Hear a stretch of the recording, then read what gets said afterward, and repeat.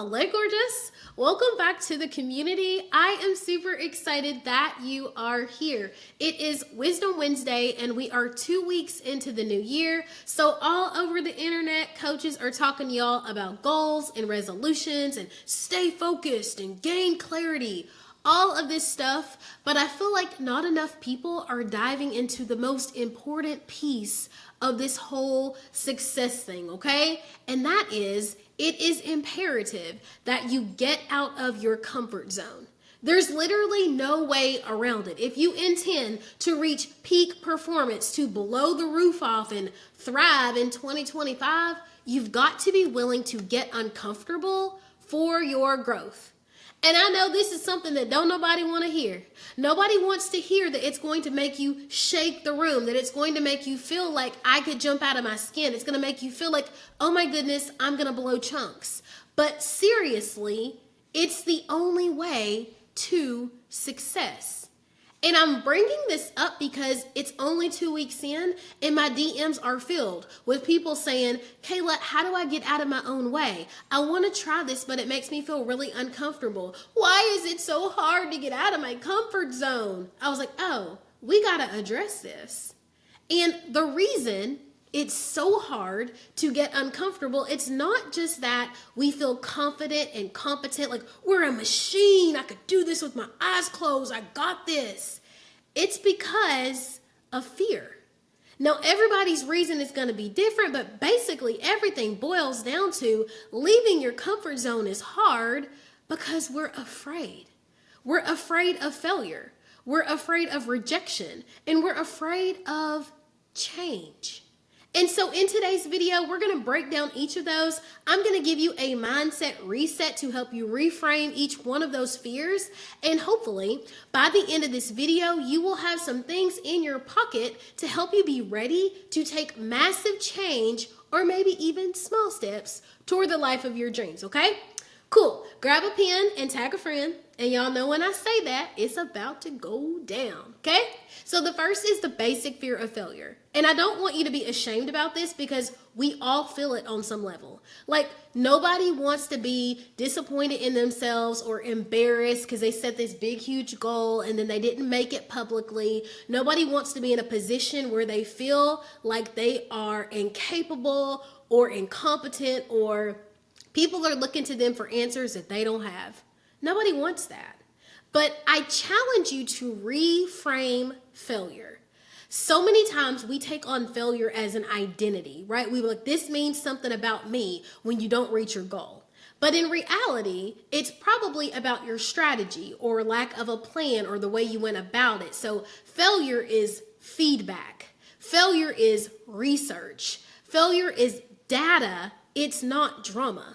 This is not meant to be something that makes you spiral into this whole pile of oblivion. It's meant to be something to help you research, pull together all this information so that when you start again, you're building from experience, not from scratch. I like to think of it like a GPS because, y'all, I cannot get my way out of a wet paper sack. That is just not my ministry, okay? So I use my GPS to go everywhere. And when you're going somewhere and you're listening to music or a podcast or talking and you miss your turn, your GPS doesn't say, what are you doing, you big dummy? Just go back home. Why did you think you could ever make it to this place? No. Your GPS says recalculating. Your GPS gives you the next step down the road or 2 streets over or the next exit, and it puts you back on track for where you want to go. So when you fail, you are recalculating. Somebody drop, I'm recalculating down in the chat. You're recalculating. You haven't changed the goal. You haven't changed your definition or your destination. What you have changed is the route. So we are recalculating. Failure is feedback. Got it? Cool. Moving on to number 2, we fear rejection.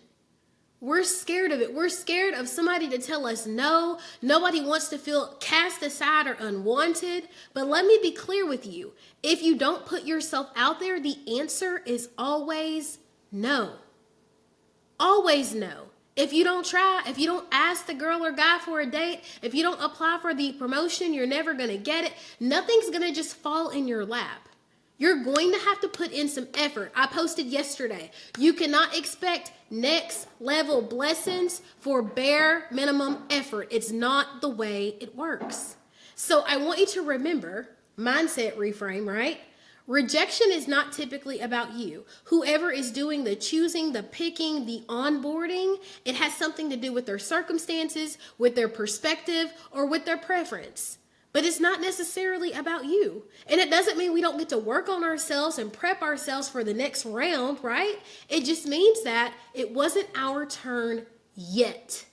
Yet is a 3-letter word that is so freaking powerful. I haven't found love yet. I haven't gotten a new job yet. I haven't gotten a scholarship yet. I haven't been accepted to school yet. But when you say yet, it changes your perspective and it changes the possibilities. I also want to encourage you to consider that rejection is God's protection. Whew. That'll preach. Rejection is God's protection. I say this and I don't say it lightly. Every single time I have wanted something that did not work out for me or did not go my way, God has replaced it with something better. Every single time. And I know that might not be somebody else's testimony. I can only speak for myself. But when something doesn't happen for me the way I want it to happen, I always say now, God, thank you so much for whatever is in store for me. It's going to blow my mind. Have y'all seen those videos where the girl has a teddy bear and the guy keeps coming down? It's like it's like a maintenance worker. He keeps handing her a bigger bear and a bigger bear and a bigger bear. And finally he brings out one that's like twice the size of her body. If we don't let go of the old thing, God cannot give us the bigger thing. Stop holding on to stuff. If you get rejected from something, let it go without any resistance. Okay? Got it?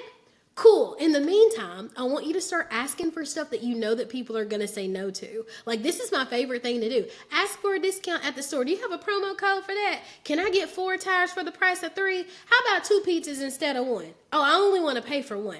Get into the habit of people telling you no, so that when people say no to the big things, it's not such a big blow. And you never know. Sometimes God's got something for you, you just didn't ask. So there's that. Okay? And the last is a general fear of change, which again is normal. It's the reason why we stay in dead-end relationships and dead-end jobs and dead-end friendships and situations that we really don't want any part of anymore, but we are we have an affinity for the predictable. We are just okay with, you know what, it's not going to be perfect, but at least I know what to expect. And so we keep doing stuff. And so I want to think about this.